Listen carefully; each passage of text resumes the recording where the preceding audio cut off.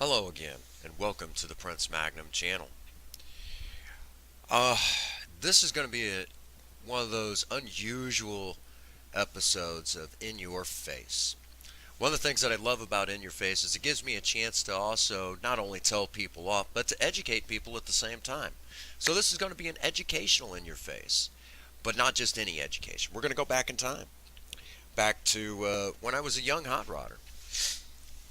When I got into the hot rod scene back in 1996, um, I was 16 years old, and I'd already been turned on to hot rodding, but my introduction began when I actually started picking up tools and putting them on it, and started doing things to a vehicle. Um, if you go further back than that, my dad taught me, tried to teach me the best he could back in when I was a kid. But I was a kid. What do you expect? I'm not going to pick that up till I'm older. I'm too busy playing with GI Joes and He-Man action figures. Um, so when you get to there I was 16, and I had some money, and I started saving up. I'd started doing side jobs, other things like that. And this was in I lived in Pilot Knob, Missouri. Didn't have down there. If you weren't in on the in crowd, it was hard to get a job when you were 16. So it was just kind of a tough deal. But I did what I could. Well, I got my grubby little hands on. I'd already started doing body work and things like that on my dad's '77 Camaro. No, I'm sorry, '76 Camaro. Uh, Same car basically. That was just the way it was back then.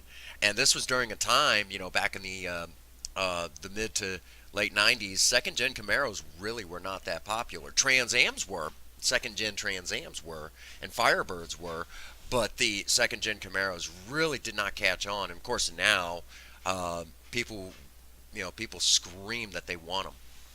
And so I had started working on that one to start kind of, getting my niche in, learning how to do body work, and started learning about suspension and mechanics, of an engine and things like that. It was just really, really an exciting time.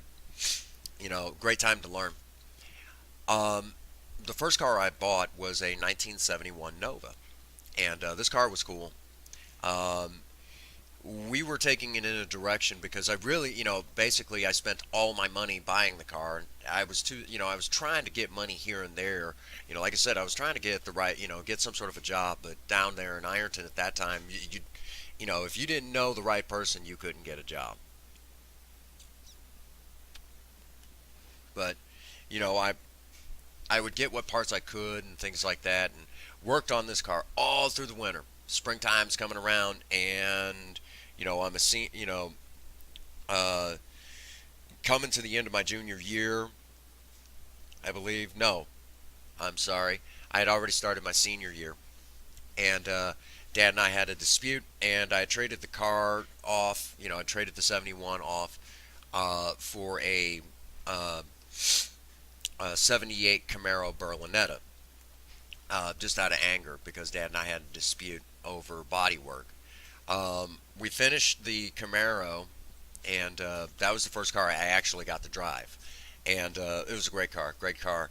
And during that time, the hot rod scene in that area of Missouri, there was a lot of redneck stuff, but it was um, the crowd was more pro Chevy at that time, and it still is down that way.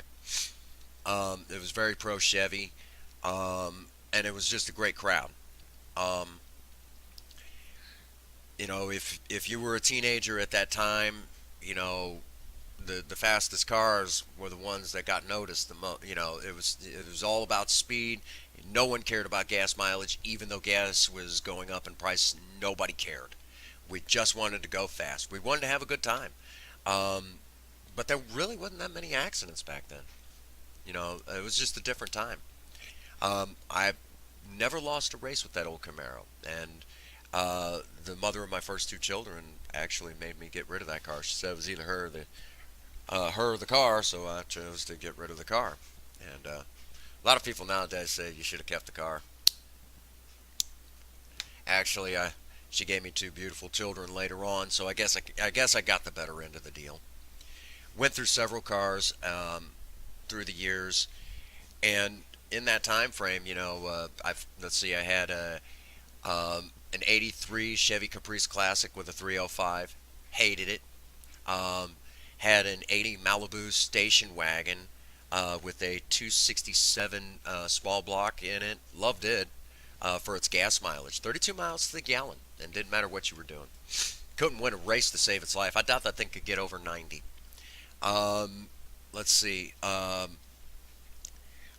coolest car I ever owned was a '77 Olds Delta '88. I love that car. Later on down the road, that was the car I had when I got into sobriety. But during some downtimes, I actually had an '83 Mercury Grand Marquis Colony Park station wagon. Uh, Liked it, but also hated it. You know, that one actually had a 302 police interceptor engine in it. That was a strange car, very strange car. I still talk about that car today. Just awesome cars.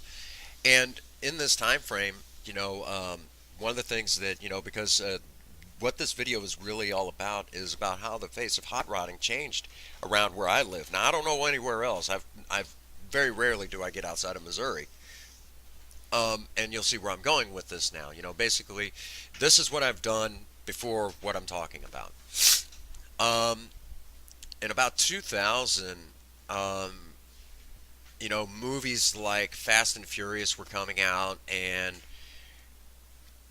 Fast and Furious did something, because at that time there was some animosity being built up about hot rodding. Um,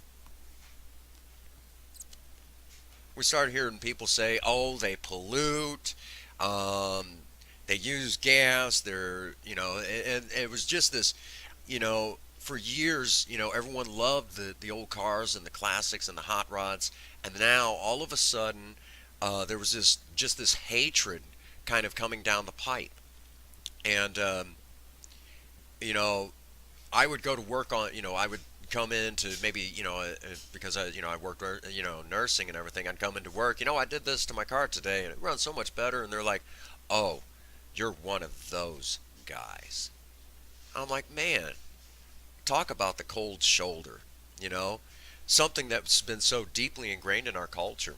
And, in American culture, we really, us old hot rodders really took it to the chin. There was just this, you know, so if it hadn't been for movies like the first Fast and Furious and the second one, I honestly believe that the American hot rodder would have faded into history. But that being said, let me tell you straight up front, the face of hot rodding has changed a lot since the 90s, because in the 90s we still talked about the old days, stories that our parents had told us from their days in hot rodding and things like that. uh, and I mean, I've got a ton of stories that my dad had told me about some crazy stuff that he did in like a '64 Chevelle, I'm sorry, a '65 Chevelle four door with a 283 and power glide transmission, his old Mustang, just different cars like that. Can even tell you a story about my dad had a 1960, I think it was a 1966 Pontiac uh, Tempest that when him and my mom were still dating, she backed it up on top of a fire hydrant. Um, Sorry, mom. Just stories like that, just great stories. But in about 2000, the tuner scene really started gearing up, and a lot of us old hot rodders really just kind of felt this venomous feeling towards it, and it took us. It's taken. I know a lot of. I've talked to a lot of old hot rodders, and they still don't like it, but they've come to accept it. Now, me, I just accept it as it is because at least the hot rod community is not dying. But for me as an old hot rodder, let me just tell you straight up front, it's it's difficult watching the world change. Difficult watching the scene that I love so much, whether it's on a back street or on a drag strip. You know, change the way that it's changing. For example, on the back scenes in the old days, if you took and just worked on your own car at home and you turned it into, and you just kept it up to snuff and everything, and you could drive it every day, you were a shade tree mechanic. If you worked on your car with the intended purpose of making it faster, making it, turning it into a hot rod, you were a gearhead. Okay, you were a gearhead. Today, um, we just call those people car guys, and to me, that's not the same. It's just totally not the same. Another fine example of how the world has changed in the world of hot rodding. If I did, basically, if I took, we'll say, Project Spirit and floored it towards a 90-degree corner, jammed on the brakes, maybe grabbed the e-brake or whatever, and slid around the corner, gunned it, and then maybe hit another 90-degree corner and slid sideways around that, we would just call that doing power slides. Okay? Today, we have a totally weird name for it. We call it drifting. And to me, it's just like, that's just a lot of power sliding. I don't see where, you know, if you go back, and if you want to find an example of this, go back to uh, a PlayStation 1 game, Need for Speed Hot Pursuit. And if you bring up some of the descriptions of the tracks, they'll actually say if you mastered power sliding. This was before we started hearing that term drift. And that's just an example of how the world has changed. Um, Late model cars, thank goodness, we now have parts available, because in my time, in my early days, we didn't have a whole lot of parts available to really make those cars fast. It was still a lot of stuff spent on carburation. Today, now you can just about get a dang you know supercharger for dang near any vehicle you wanted. You know, people are swapping out engines, doing ridiculous stuff, and that's cool to me, because no matter how you slice it, no matter if it's drifting or power sliding, or if it's a gearhead or a car guy, at least the world of hot rodding didn't die with my generation. Unfortunately, here's the ugly part about it. Um, Young people who are getting into the hot rod world, um, do your best to hang on to our traditions. Keep our traditions alive in the world of hot rodding. Keep the respect alive, the traditions, and things like that. Because I'm a part of a dying breed. My generation was the last. The true American hot rodder. It's going to be left up to you, young hot rodders, and your late model cars, because soon cars like Project Spirit and Project Vera will be gone. And one day I won't be able to turn wrenches anymore. Use my knowledge, because in Prince Magnum's world, everybody has a custom car and has a reason to smile when they go to and from work. This is why we do what we do on the Prince Magnum channel. Let me put it like this. Would you like to go and pick up your sweetheart in we'll say a souped up 1985 Camaro IROC Z, or would you like to go pick them up in your Toyota Prius? Whatever works for you, but just know that sometimes what you drive is how it makes you feel. And for 4 years, I actually stopped building, and it was the worst 4 years of my life.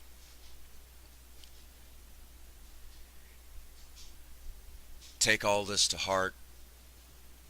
I'm going to do my best to remember to leave my email where all of you can get in touch with me if you have any questions. Because in my world, if you have a custom car, one that fits your needs, no matter how goofy it might seem to fix it up, if you have this car, then there's no reason to frown. With all of that being said, if nobody has told you that they love you today, Prince Magnum does. God bless you and have a happy 24. Thank you.